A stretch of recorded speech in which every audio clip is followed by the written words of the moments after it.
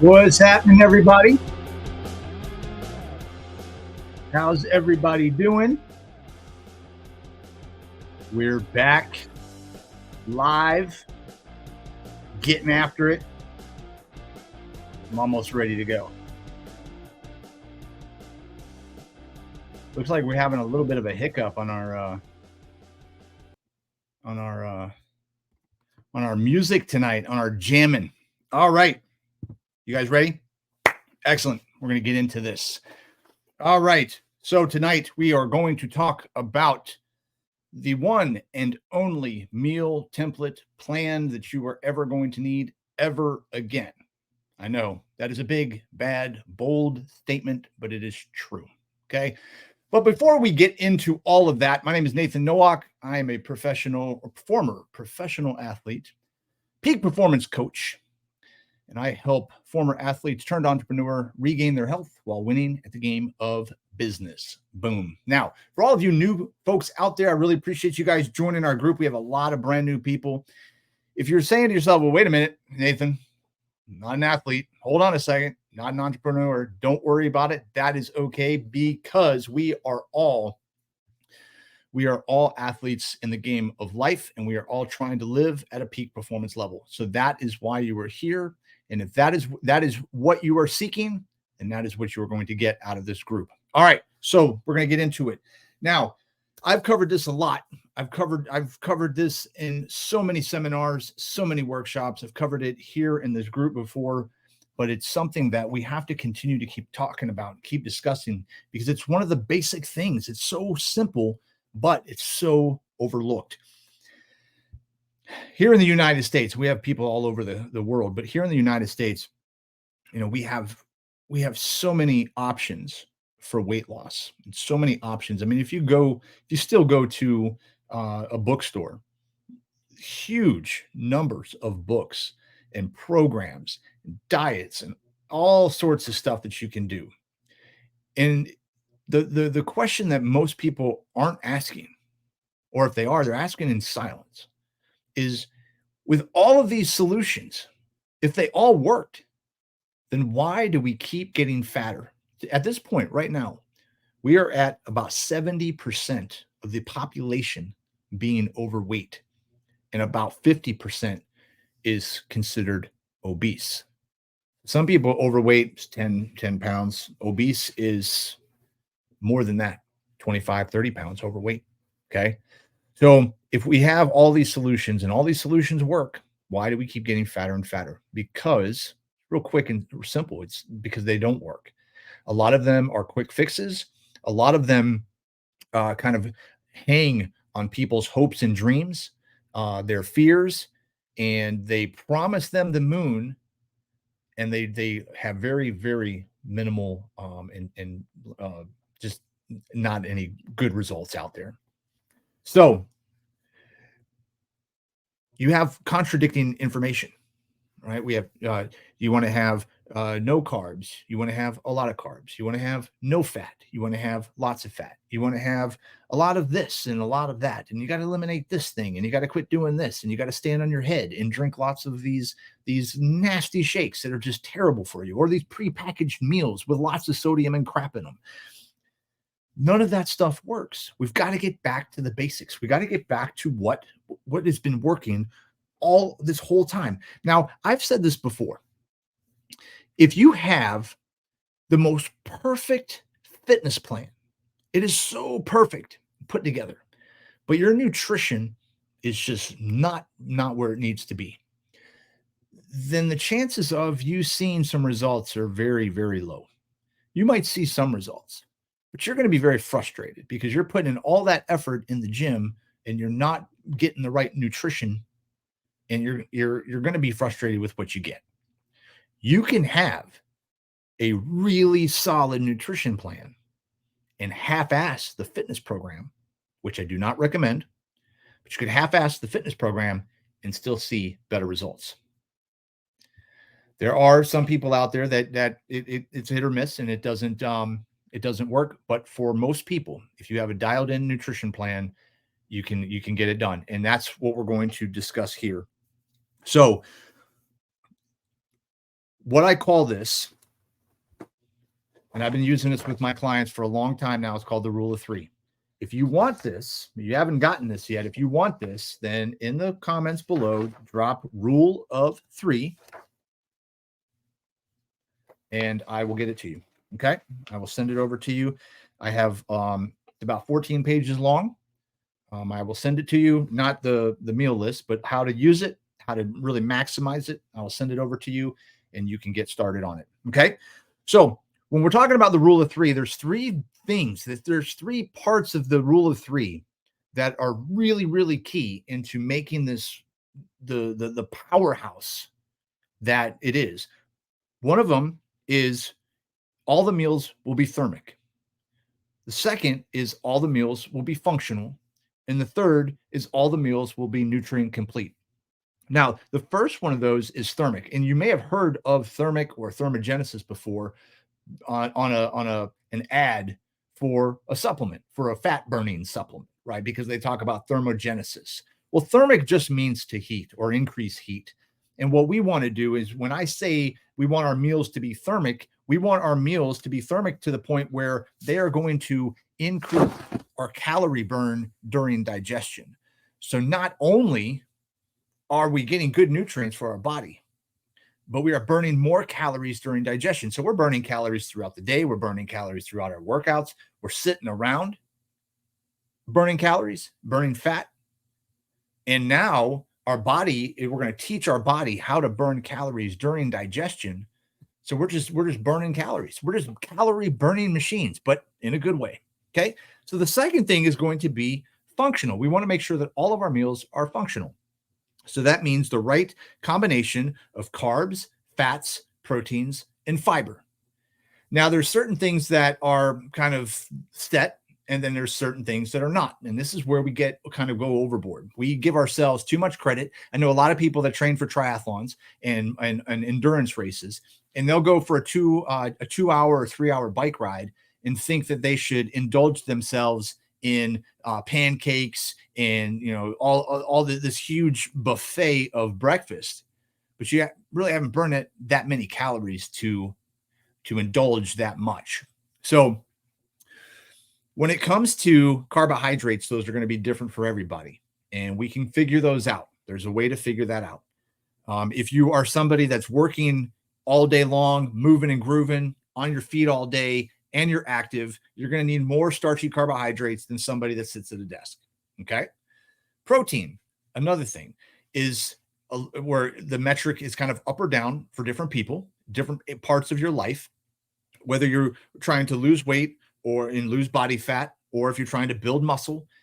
There's certain metrics that we need to have in place to figure out your protein level. Now, these excessively large amount of protein diets will ultimately, at some point, flip, and they will start to put stress on the kidneys and the liver. Okay. So you have to make sure you want the right amount of protein. You want enough protein to sustain lean muscle tissue and build muscle, but we don't need to overdo it. Okay.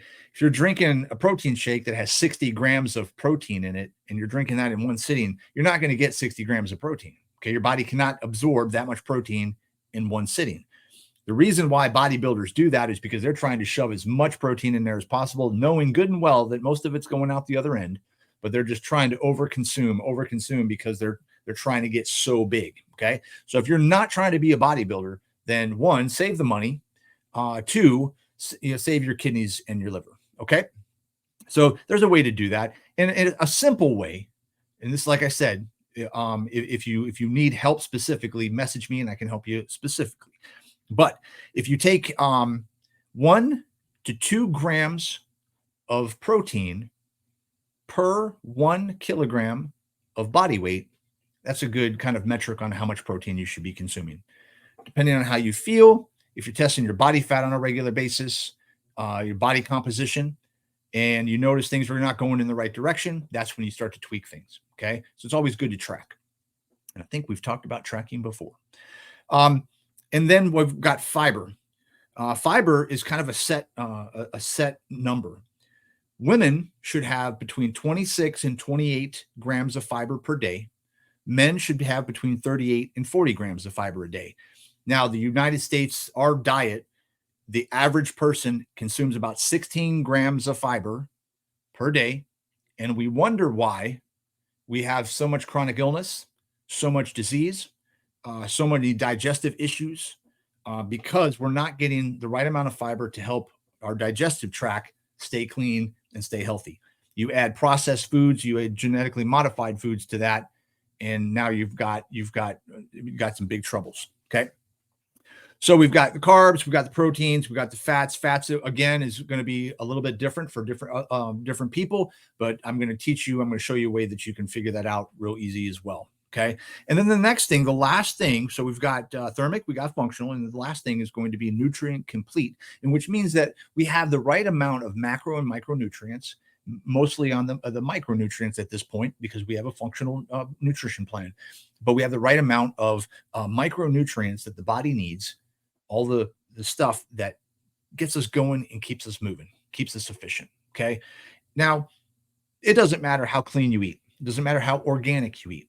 Our soil back, I don't know if you remember this, but if you want to Google the Dust Bowl, there was what we had in the United States called a Dust Bowl. And the Dust Bowl basically took off the entire topsoil of a lot of our farmland.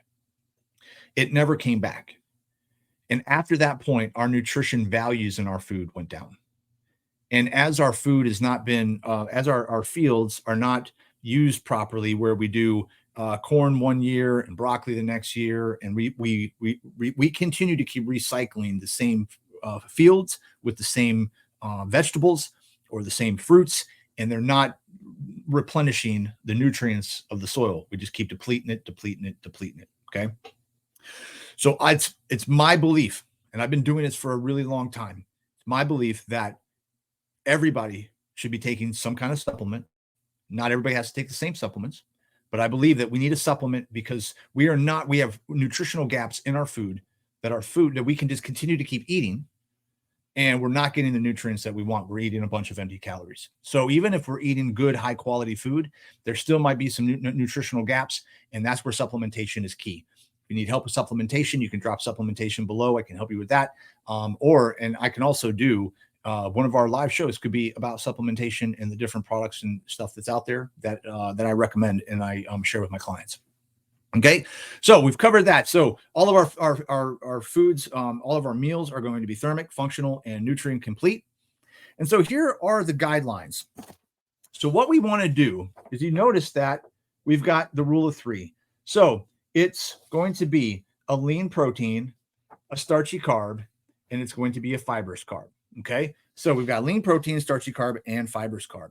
So if you notice, there are 4 levels on here, but I have some clients that are vegetarian and vegan. So I have vegetarian protein options for those that are trying to stay away from animal protein. Okay. So I've got those, but each meal is going to have a lean protein, a starchy carb, and a fibrous carb. So lean proteins could be egg whites, it could be turkey breast, it could be chicken breast, it could be grass-fed ground beef. It could be Alaskan salmon. There's lots of different options that you have for. It could be bison. Lots of different options that you could have for protein. Starchy carbs is going to be it could be regular potatoes. It could be sweet potatoes. It could be slow cooked oatmeal. It could be black rice, long grain rice. Not necessarily basmati and jasmine if you're trying to keep that glycemic index down. But those are some starchy carbs. And then fibrous carbs, this is real simple. Fibrous carbs are anything that you would throw on a salad minus tomatoes and corn. Tomatoes and corn are both starchy carbs. Okay. So you've got that. And if you need help, this is not a complete list, but this is a pretty extensive list. So if you need help, drop rule of 3 in the comments and I can send this over to you and get you the guidelines to help you out and get that rolling. Okay. So here are the guidelines on how to use the rule of 3. Number 1, I have all of my clients track in MyFitnessPal. Okay. Because we got to track our food. If you don't want to track in the beginning, no problem. Start with the rule of 3, do it the way I tell you to do it and teach you how to do it. And then once you get to that next step, then start tracking your food. But you want to have, if you're going to track, and let's say that your nutrition plan is 2,000 calories. So you're going to take that 2,000 calories. Let's say you're going to eat 4 times a day. You take that 2,000 calories, you divide it by 4, and that's how many calories that you can have per meal. Pretty simple, right?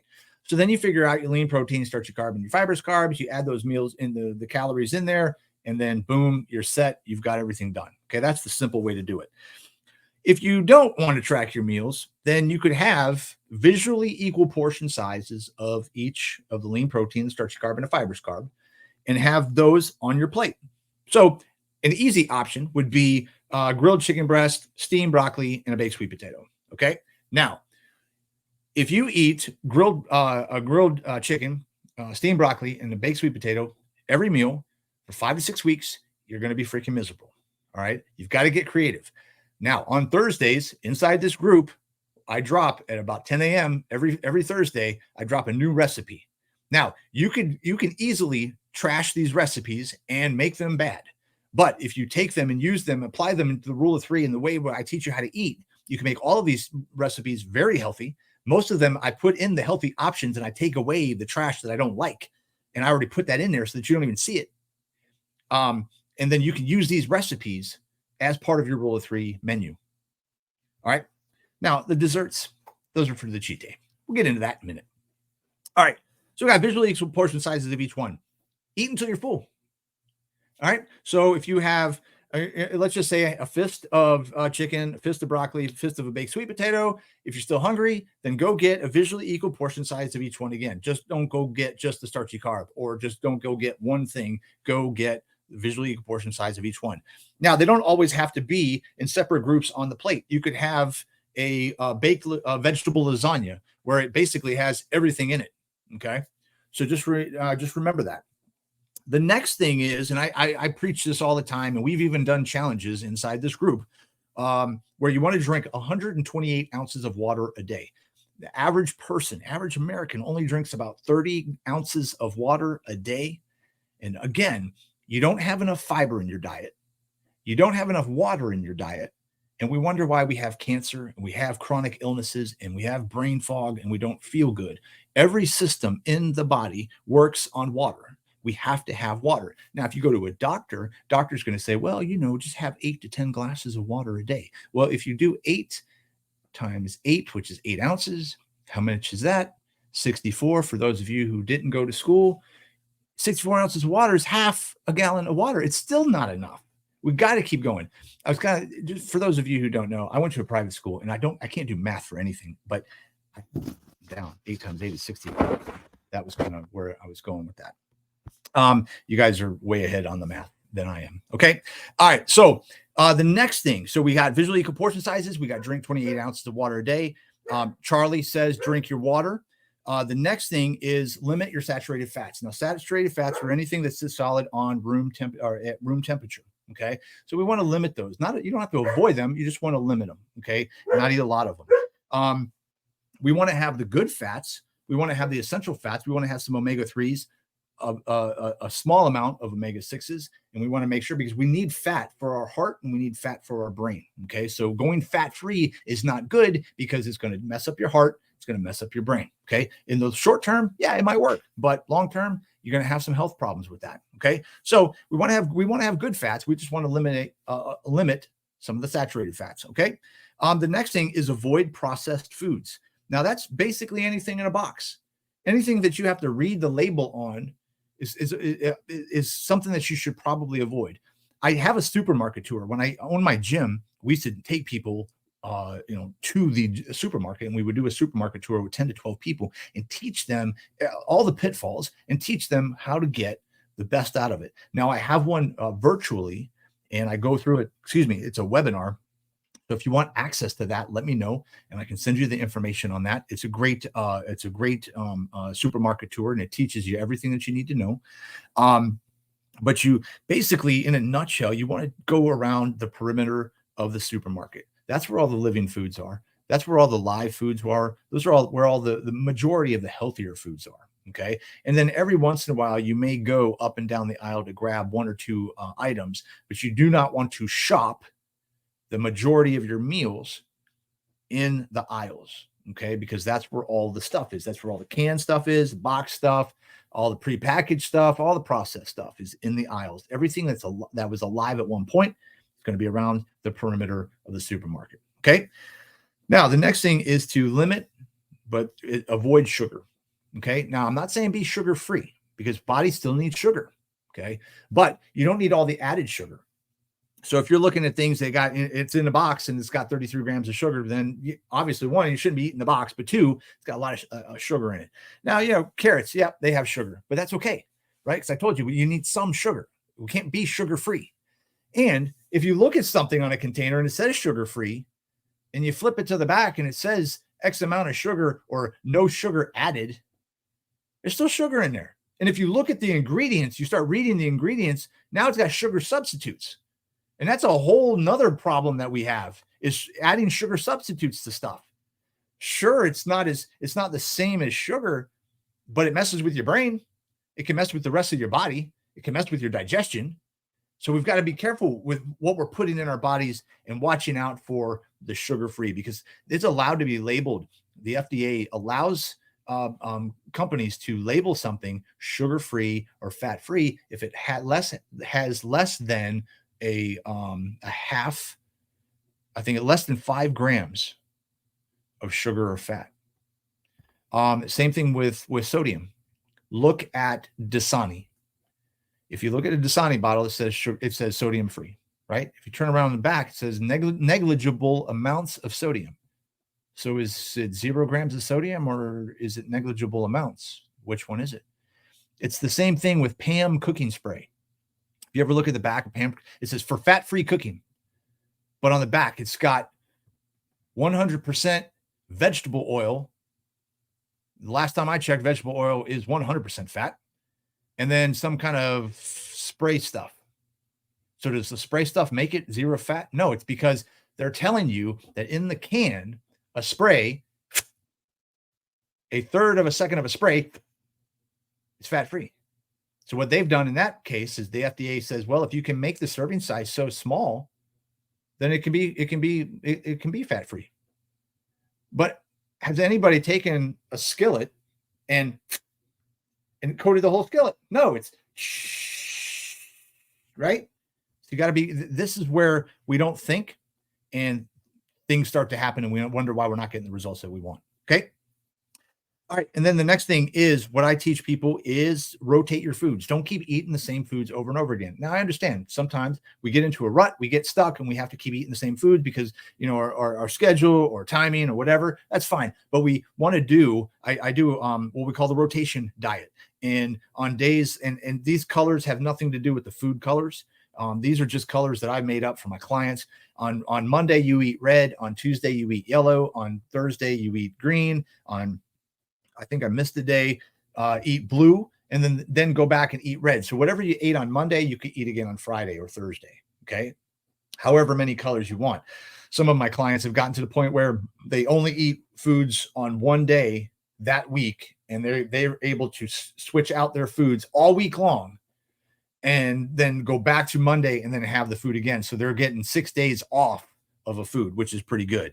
Now, if you are just trying to lose weight, if you're trying to lose some body fat, if you're trying to get healthier, you're trying to feel better, get some more energy, then you can do 6 days on and 1 day off. And that one day I call it cheat day. Now, my mom calls it a celebration day because she thinks cheating is naughty, but I just call it a cheat day. Okay. So that means that it doesn't mean that you can get up at 6 a.m. and binge until 6 p.m. You're going to hurt yourself. Okay. But what it does mean is you can have some food. So like if it's going to be, we're coming up on football season, right? So if you're going to go to the bar and you're going to watch football, you're going to have some beer, you're going to have some nachos, you're going to have some burgers or whatever, fries, then that could be your cheat day.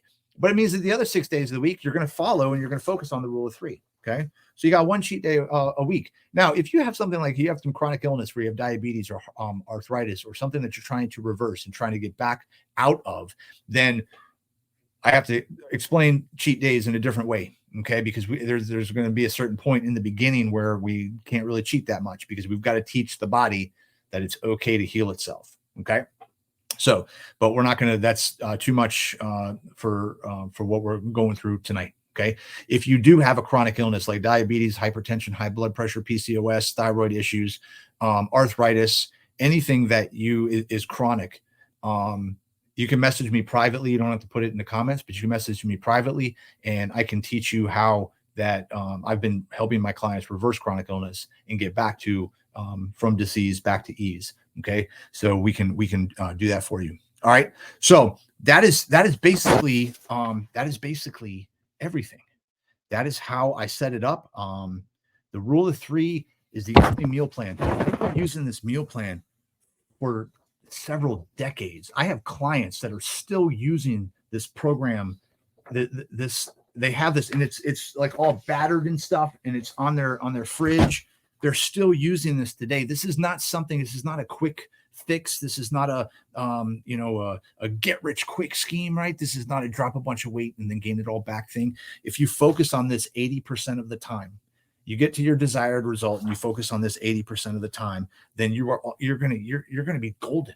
It's all you need. So no more diets, no more books, no more programs.